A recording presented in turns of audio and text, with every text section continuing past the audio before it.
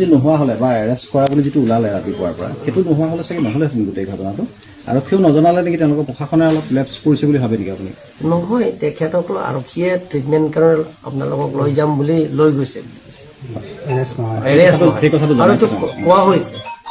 আৰু তেওঁলোকৰ যিবিলাকৰ আন্দোলন APSLC লিডাৰো তেওঁলোকক বুজাইছে আন্তংগী সেই সময় আছে বুলি কৈছে যে এৰেষ্ট নহয় ট্ৰিটমেণ্টৰ কাৰণে গুৱাহাটী লৈ গৈছে আৰু খেৰণিৰ পৰা 3খনমান গাড়ীত টাটা মোবাইলত আপোনাৰ ঘৰলৈ গৈছে সেই সময়তো পুলিচ মানে যেনেকুৱাকে থাকিব লাগিছিল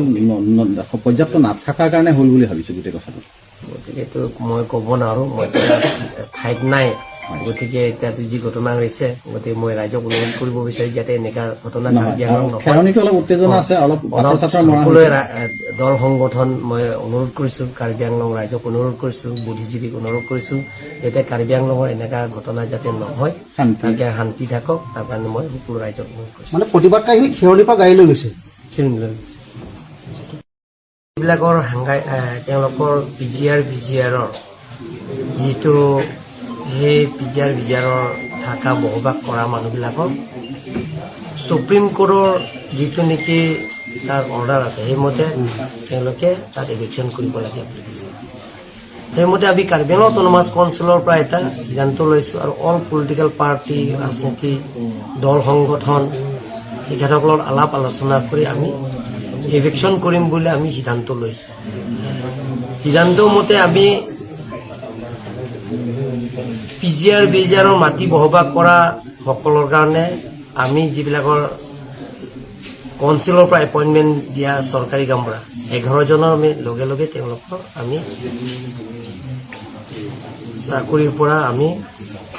তেওঁলোকৰ টাৰ্মিনেট কৰিম ইয়াৰ পিছত তেওঁলোকৰ কাৰ্বি আংলং অট'নমাছ কাউন্সিলৰ পৰা আমি নটিচ দিলোঁ যে আপোনালোকে 15 ডেজৰ ভিতৰত PGR-VGR থকা বসবাসকলে ইয়াৰ পৰা যাব লাগে আমি এভিকশ্যন কৰিম কিন্তু সেই নটিচ দিয়াৰ পিছত তাত বসবাস কৰা মানুহবিলাকে হাইকোৰ্টৰ PIL কেছ দিয়া হৈছে PIL কেছ চলি আছে এতিয়ালৈকে PIL কেছ দিয়াৰ পিছত আমিও লাগি আছো কেছ জিকিবৰ কাৰণে কিন্তু কেছটো এতিয়ালৈকে চলি আছে PIL case contempt of court Act 1971 under section 12 মতে আমি যদি এভিকশ্যন কৰিবলৈ হ'লে আমি এটা পানিছমেণ্ট আৰু সেইটো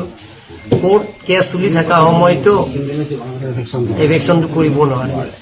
সেইকাৰণে তেওঁলোকে যে হাংগাই ষ্ট্ৰাইক কৰিছে হাংগাই ষ্ট্ৰাইক কৰি আমি আপত্তি কৰা নাই কিন্তু আমি কৈছোঁ যে আলাপ আলোচনাৰ মাজতে সমস্যাটো সমাধান কৰিব পাৰি কিন্তু তেখেতসকলক ৰিটাৰ্ণ দিব লাগে বুলি কৈছে ৰিটাৰ্ণো আমি দিছোঁ কাৰ্বি আংলং অট'নমাছ কাউন্সিলৰ পৰা ৰিটাৰ্ণ দিছোঁ প্ৰিন্সিপাল ছেক্ৰেটাৰীৰ জৰিয়তে মই প্ৰেৰণ কৰিছোঁ যে আলোচনা কৰিম আপোনালোকে আহক আজি ডেটটো ঠিক কৰাইছে আজি 4 বাজি তেওঁলোকৰ লগত আলোচনা কৰা আজি সিদ্ধান্ত লৈছে কাউন্সিল কনফাৰেন্সৰ কিন্তু তেওঁলোকৰ অহা নাই যোৱাকালি তেওঁলোকৰ কেইজনমান ধাৰণা পাৰ্টি তেওঁলোকৰ আৰক্ষীয়ে ট্ৰিটমেণ্টৰ কাৰণে তেওঁলোকে গুৱাহাটী লৈ গৈছে চিকিৎসাৰ কাৰণে গুৱাহাটী এৰেষ্ট নহয় গুৱাহাটী মেডিকেল কলেজত লৈ গৈছে তেওঁলোকৰ স্বাস্থ্য ফাৰ্ডাৰ ট্ৰিটমেণ্টৰ কাৰণে তেওঁলোকে লৈ গৈছে গতিকে সেইটো লৈ তেখেতসকলে মানুহৰ মনতো ভুল বুজাবুজি হৈছে যে এইটো এৰেষ্ট কৰা হৈছে বুলি যে কেইজনমান ল'ৰা যুৱক যুৱতী আহি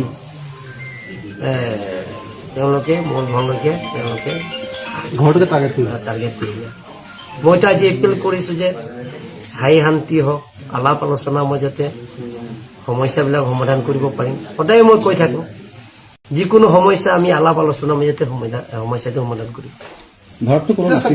ঘৰটো নাই মোৰ মানে দেউতা আছে তাতে দেউতাটো ট্ৰিটমেণ্টৰ কাৰণে গুৱাহাটীতে আছে ঘৰত কোনো নাই কাম কৰা কেইজনমান আছে তাৰপিছত গাঁৱৰ মানুহবিলাকৰ আহিছে গাঁৱৰ মানুহবিলাকৰ গাঁৱত পৰিয়ালবিলাক প্ৰায় 200-300 জনমান পৰিয়ালবিলাক আহিছে আহি বাধাও দিছে কিন্তু তেওঁলোকৰ